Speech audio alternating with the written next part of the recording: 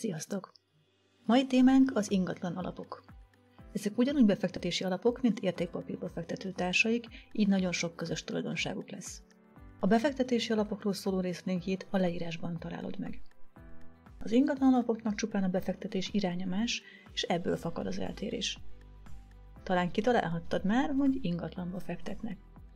Felmerülhet a kérdés, hogy ha te magad is tudsz ingatlant venni, és azt bérbe adni, akkor miért is kellene ezt befektetési alapon keresztül megtenned? Természetesen van rá lehetőséged, hogy ingatlanba te magad fektess. Ha értesz hozzá, akkor tedd meg, mert valószínűleg a szakértelmed miatt többet érsz el vele, mint ha számodra egy teljesen új területtel ismerkednél.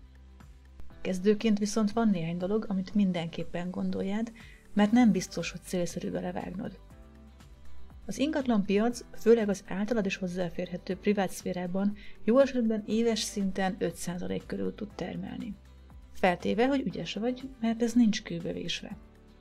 Egy rosszul kiválasztott ingatlannal vagy éppen bérlővel ez könnyen negatív is lehet. Ha te magad szimpatizálsz azzal a gondolattal, hogy veszel egy ingatlant, kiadod, és ebből nyereséged van, de még kezdő vagy a téren, akkor akár ingatlan alapba is fektethetsz. Nézzük ennek előnyeit a te szempontodból. Az alapkezelő szakemberei kiválasztják szakmai szempontból azt az ingatlant, ami várhatóan a legtöbbet fogja hozni. Ehhez nekik is végig kell járniuk sok-sok ingatlant, ugyanúgy, ahogy neked kellene, viszont tapasztaltabb szemmel nézik. Ugyanúgy, mint ahogyan a legtöbb ember teszi, te is csak az önerővel rendelkeznél, ha befektetési célú ingatlant keresnél, a maradékot banki hitelből fizetnéd. Az alapkezelő is vehet fel hitelt, hogy ebből ingatlant vehessen, ekkor viszont te későbbi hitelfelvételi lehetőségeid nem csökkennek, és a bank felé sem kell semmit intézned. Következő előny, hogy bérlőt sem neked kell keresni, valamint későbbiekben nem neked kell velük foglalkozni. Nincs gond azzal, hogy kinek mennyiért adod ki, és az üzemben tartás és a felújítás sem a te dolgod. Az ingatlan alapok jól diverzifikált ingatlan portfólióval rendelkeznek, azaz több helyen többféle ingatlan típussal rendelkeznek. Ezt magánemberként nem valószínű, hogy sokan utánuk csinálják. Így nem csak egyetlen ingatlan sikerén vagy éppen sikertelenségén áll vagy bukik a bevételük, úgyhogy ez a biztonság kulcsa. Ezeket ismerve kimondhatjuk, hogy anélkül tudsz az ingatlanok bérbeadásából profitálni, hogy ténylegesen értened kellene hozzá. Mindemellett sokkal alacsonyabb a belépési limit. Az induláshoz nem szükséges akár hitelből is, de egy egész ingatlan árát előteremteni. Az ingatlan alapok a nyereségükből adnak neked, ebből keletkezik az árfolyam növekedés. Kérdezheted, hogy miből van bevétele vagy növekedése egy ingatlan alapnak. Bevétele ugyan származhat az ingatlan értékesítéséből is, ekkor az értékpapírokhoz hasonló árfolyam nyereséget könyvel le. Megvette 100 petákért, eladta 110 petákért, akkor a 10 peták a nyeresége. Ez viszont a kisebbik rész, mivel nem lehet arra építeni, hogy minden nap nyereséggel elad egy egész irodaépületet. Sokkal fontosabb az ingatlan fejlesztés. Ez a nettó eszközértéken keresztül hat az árfolyamokra is. A nettó eszközérték azt mutatja meg, hogy ha mindent pénzé tenne, akkor hány forintja lenne. Ha egy ingatlant fejleszt, korszerűsít vagy éppen bővít, akkor annak nő az értéke, így növelve az összvagyont. Arról nem is beszélve, hogy egy jobban felszerelt helyet magasabb bérleti díjért lehet kiadni. És ezzel el is érkeztünk az ingatlan alap fő bevételi forrásához, ami nem más, mint a bérleti díj. Jelenleg Magyarországon a magánemberek általi lakásbérlés még gyerekcipőben jár, így az alapkezelők jellemzően ipari ingatlanokban gondolkodnak. Irodaházakban, raktárépületekben, egyéb multik által is bérelhető ingatlanokban. Mindezt természetesen a törvényi szabályozás teljes körű betartásával és a biztonság szem előtt tartásával teszik. A biztonsághoz hozzátartozik, hogy tudd, hogyan fekteti be a pénzt az ingatlannak. Az ingatlan alapok befektetési lehetőségei korlátozottak. Vagy közvetlenül ingatlanba, vagy közvetetten más ingatlan alapokon keresztül fektet ingatlanba, illetve fektethet még likvid eszközbe. A likvid eszköz azért is szükséges, mert a befektetési jegyek visszaváltása is ebből történik, és az ingatlanjait is ebből tartja üzemben. Így ez számára egyrészt létkérdés, másrészt törvényileg is szabályozott. A stabil működés miatt előírás számukra, hogy 15%-nál nem lehet kevesebb a likvid eszközeinek aránya. Nem minden ingatlan alap fektet be ugyanúgy. Típusai szerint beszélhetünk közvetett, illetve közvetlen ingatlan alapról. A közvetett ingatlan alapok alapjaként működik, azaz más ingatlan alapok befektetési jegyeibe fektet be. Ennek megfelelően lehet akár passzívan kezelt alap is. Magyarországon jelenleg ingatlan ETF-et nem találsz, de attól még nyitott számodra az a lehetőség, hogy aktívan kezelt alapokba fektess. Lehet, hogy korábban hallottál arról, hogy az alapok alapja konstrukció főleg aktívan kezelt formában drága, lévén, hogy az alapkezelési díjat kifizeted itt is, és az alap által megvásárolt alapoknál is. Ettől függetlenül, ha megnézed az elmúlt 3 év eredményeit, láthatod, hogy egész szépen teljesítettek. A 2020 május környékén látható erősebb emelkedés, illetve más alapoknál visszaesés leegyszerűsítve 2 dologra vezethető vissza. Egyrészt a tömeges home office-ra való átállásra, így attól függően erősebben vagy gyengébben érinthette őket, hogy mely ingatlanokkal foglalkozott az alapok alapja mögötti ingatlannak. A másik inkább az emelkedésre ad magyarázatot. 2020 ezen időszakában a forint történelmi mélyponton volt akár a dollárral, akár az euróval szemben. Ha az alap devizában volt elszámolva, az azt jelentette, hogy a napi deviza árfolyamon értékelték a nettó eszközértéket. Így ha a deviza emelkedett, akkor minden más változatlansága mellett is emelkedett az alap árfolyama. A közvetett ingatlan alap amúgy nem jobb vagy nem rosszabb, mint a közvetlen, csupán más.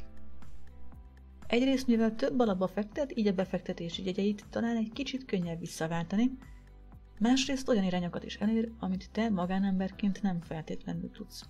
Most, hogy a közvetlen ingatlan alap is szóba került, nézzük meg, hogy mit tudnak. Ezeknek az alapoknak ténylegesen ingatlan befektetésben van a vagyona.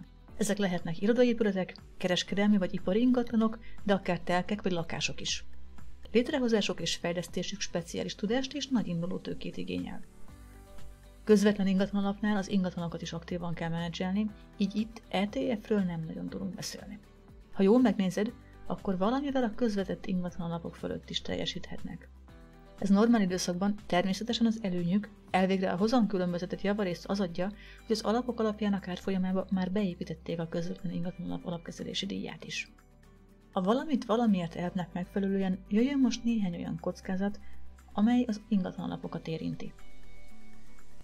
Mivel a közvetett ingatlan alapok az összes többi befektetési alappal mutatnak hasonló kockázatot, így ezekre most nem térek ki. Helyette nézzük meg, hogy mik azok a kockázatok, amik az ingatlanokhoz kapcsolódnak, így leginkább a közvetlen ingatlan alapokat érintik, és csak áttételesen a közvetetteket. A sorban az első a likviditási kockázat. Ha a befektetők máshol lényegesen magasabb hozamot tudnak elérni, előfordulhat, hogy sokan döntenek úgy, hogy eladják az ingatlan alap befektetési jegyeit. Mivel a befektetési jegyet bármikor bárki visszaválthatja, ezt az alapkezelőnek ki kell tudnia szolgálni. Egy darabig. Az alapkezelő ugyanis felfüggesztheti a befektetési jegyek visszaváltását. Mivel nem feltétlenül akar vagy tud eladni egy egész irodaházat, így nem biztos, hogy ott és akkor lesz miből kifizetni a befektetőket. Akkor válaszd ezt a befektetési alapot, ha számodra elfogadható, hogy nem feltétlenül azonnal teljesítik a kérésedet, hanem akár hónapokkal később. A sorban a második az értékelési kockázat. Az eszközkezelő a lehető legpontosabban igyekszik meghatározni a nettó eszközértéket.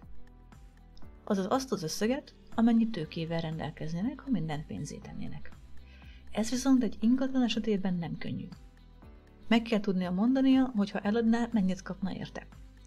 Ha hasonló ingatlanok azon a környéken már régen nem cseréltek gazdát, akkor az eszközkezelő egy régebbi árfolyamat kénytelen használni, ami ideiglenesen túl vagy éppen alulértékeltséghez tud vezetni.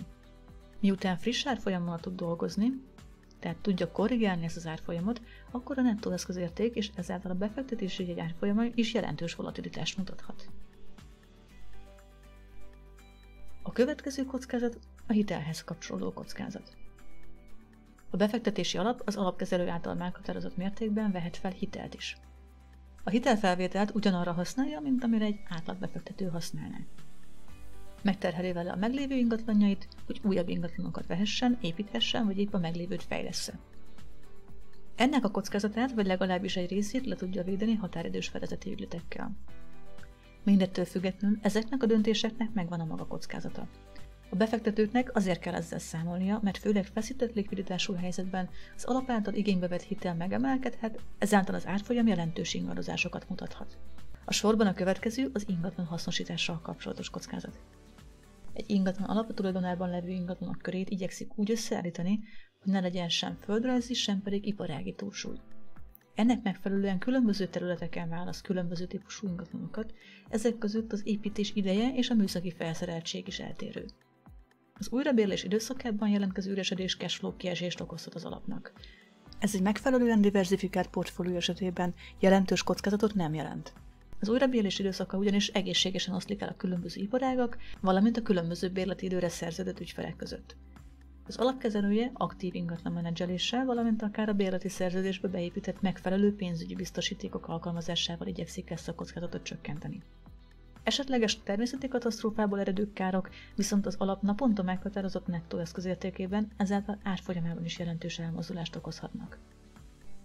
Összefoglalásként elmondhatom, hogy az ingatlan alap használatával lehetőséged nyílik arra, hogy úgy részesülj az ingatlanok kiadásából származó haszonból, hogy a pénzed messze sokkal hozzáférhetőbb marad ahhoz képest, mintha te magad vennél egy ingatlant. Teszi ezt úgy, hogy az általad elérhető hasznot nem csak megközelíti, hanem akár meg is haladja. A sok-sok jó tulajdonsága kiállt az idő próbáját, de nem szabad elfelejteni, hogy az általuk elérhető hasznot a kereslet és a kínálat törvénye szabályozza. Azaz a home office-t választó vagy a karantén miatt csődbe ment cégek nyilván már nem fizetnek számukra bérleti díjat, ami várhatóan látszani fog az amúgy stabil hozamokon is.